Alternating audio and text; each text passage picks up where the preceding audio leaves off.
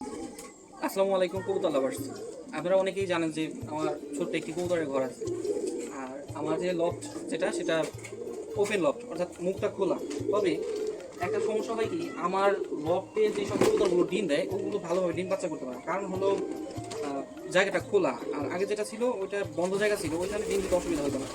তো এর জন্য আমার ছোটো ভাইয়ের মাধ্যমে আমি কয়েকটা যে ডিম পাড়ার যে হাঁড়িগুলো বা অনেকেই পট বলে, পট 5টা পট নিয়ে আসছে আপাতত স্যাম্পল হিসেবে।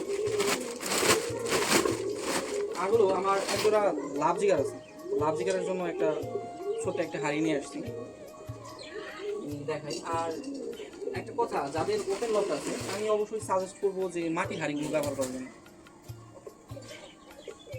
কারণ প্লাস্টিকের যে হাঁড়ি বা পটগুলো হয়, ওই পটের মধ্যে দেখা যায় কি যে আপনার ছিদ্রে ছিদ্রে ছিদ্রে ছিদ্রে থাকে, অর্থাৎ যে ফাঁকাগুলো থাকে, অনেক সময় ছোটো ছোটো বাচ্চা হাত পা গিয়ে ওইখানে আটকে যায়।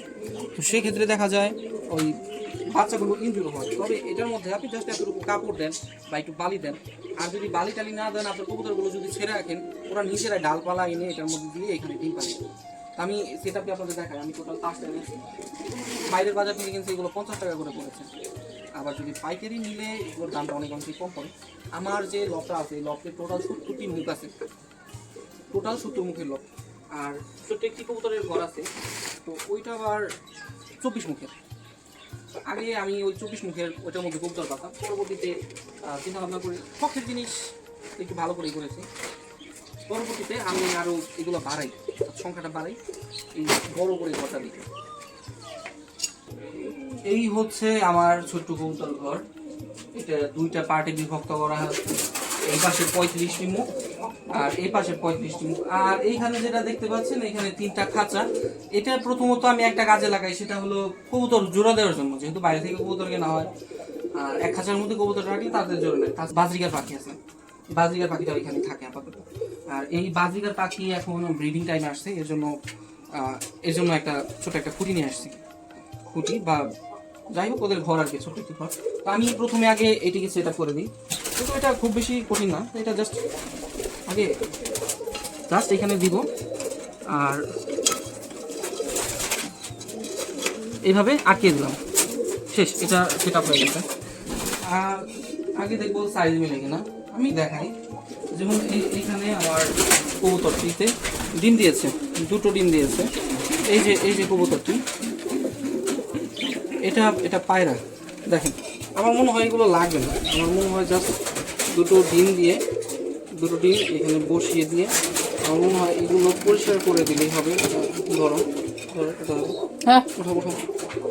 আপাতত এটা পরিষ্কার করে দিই, পরে আমি একটা ন্যাকড়া দিয়ে দেবো বা একটা কাপড় দিয়ে দেবো যেটার মধ্যে বসবে। এটা যেহেতু একদম পারফেক্ট বসেছে, এখানে আমি কৌটাটিকে এখানে বসিয়ে দিই। হয়তো প্রথমে বসতে চাইবে না, তবে পরবর্তীতে আস্তে আস্তে বসবেন। আর তাছাড়াও এখানে দেখেন আমার একজোড়া সুন্দর বাচ্চা উঠেছে। কারণ দেখেন এই যেভাবে নোংরা করে, এই নোংরাটা দেখা যায় এখান থেকে পোকা জন্মায়। এক ধরনের পোকা জন্মানোর কারণে অনেক সময় বাচ্চাগুলো অসুস্থ হয়ে যায়। তো এর জন্য এই ছোট খুঁটিগুলো দিলে ভালো হয়, বা ছোট এই পটগুলো দিলে ভালো হয়। এইখানেও ডিম দিয়েছে, তবে এইখানে ডিম দেওয়া আছে, তবে এটা খুব যথাশীঘ্রই এটা ফুটে যাবে। তো টোটাল আমার কাছে 5টা আছে, তবে আমার কবুতর অনেকগুলো কবুতরের ডিম দিয়েছে, আমি এতগুলো পারবো না। আমি জাস্ট একটা স্যাম্পল নিয়ে, আমাদের এখানে একটা কুমোর করা আছে, ওখানে গিয়ে অর্ডার দিয়ে বানাবো। আমি 5 পিস শুধুমাত্র স্যাম্পলের জন্য আনছি।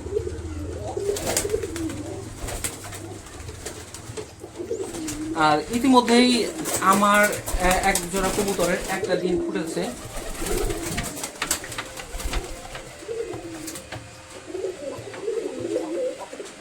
এটার বাচ্চাগুলো অনেক সুন্দর হয়। আর এখানে একটা কবুতরের ডিম দিয়েছে, দেখি এটা আমি সেট আপ করে দিতে পারি না। কিন্তু এখানে ডিম দিয়েছে 3টা, ডিম নাই, ডিম দিয়েছে 2টা। তবে একটা ডিম আমি এখানে বাড়তি পেয়েছিলাম, কিন্তু কোন কবুতরে দিয়েছে সেটা আমি জানতাম না। আমি এর জন্য প্রথমে একটা ডিম পাড়ার পরে আমি আরেকটা ডিম দিয়ে দিয়েছিলাম। তো ফুটবে কিনা জানি না, ডিমগুলো এখনো বড়। আমি এখানে দিয়ে দিই, কবুতরকে বসিয়ে দিই। আমি আপাতত এটা পরিষ্কার করবো না, এটা যেহেতু বেশি নোংরা হয়ে গেছে, এটা পরে পরিষ্কার করে দেবো। আমি আপাতত এইভাবে রাখছি, কবুতর এখানে বসুক।